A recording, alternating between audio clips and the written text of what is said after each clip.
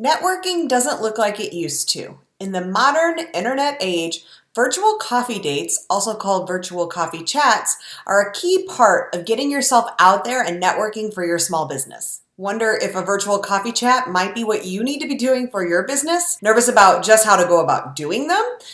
Watch on. This is just for you. First, let me share the 4 reasons I think that they're so important.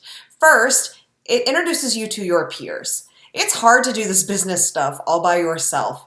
Our friends and family try to understand, but let's face it, they don't really get it if they're not running a business or if they're not running an online business. So virtual coffee chats are a way to get to meet other peers who are doing what you're doing and really understand your struggles. They are also a really great way to meet potential collaborators, so people that you might be able to partner with on projects to expand your reach in your business. Virtual coffee dates are also a great way to meet people who could be your best cheerleaders, people who will eventually become your support system, helping you and also sharing the message of what it is you're doing with others. And finally, and yes, this is last for a reason because I don't think it's the primary reason to be doing virtual coffee chats, but they are also a potential way to meet clients. I say that that's last because don't ever go into any kind of event with that used car salesman pushy vibe where you're just in it to get clients.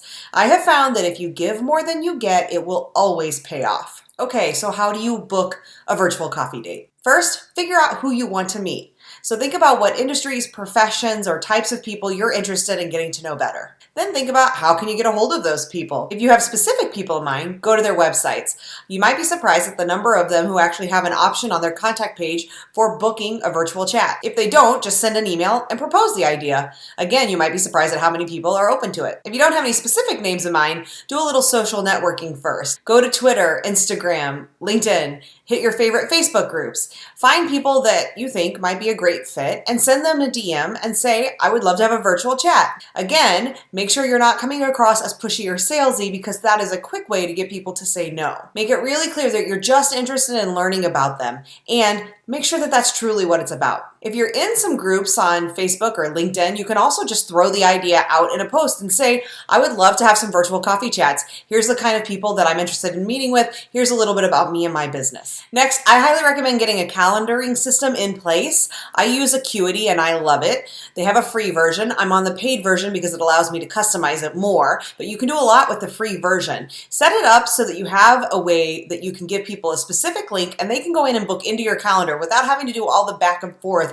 of trying to pick dates that work for you both. You can do your virtual coffee chats by phone, but I like to make it a little more personal by getting the face-to-face. So I use Zoom and it costs money, but I really like the capacity that it has for hosting these kinds of things. Plus I use it in other ways in my business. But you can also use something like Skype or Google Hangouts, which have free options to have these phone calls face-to-face. And then the last thing to do in advance of your call is to research the person you're going to be talking with. If you already know a little about them, then you may not need to do a lot of work. If you know nothing about them, make sure you go and look at their website or their social media presence and learn a little bit about what it is they do, where they live, what they enjoy, so that you have something to talk about when you go into your call. Okay, so now I want to talk about what to do during your virtual coffee chat. If you've done your research, then you should already at least be prepared with a few questions that you can ask. And if you arrange the call, don't be afraid to take control of the call from the start. As the person who set things up, it's really your responsibility to do that. But just because you're in charge,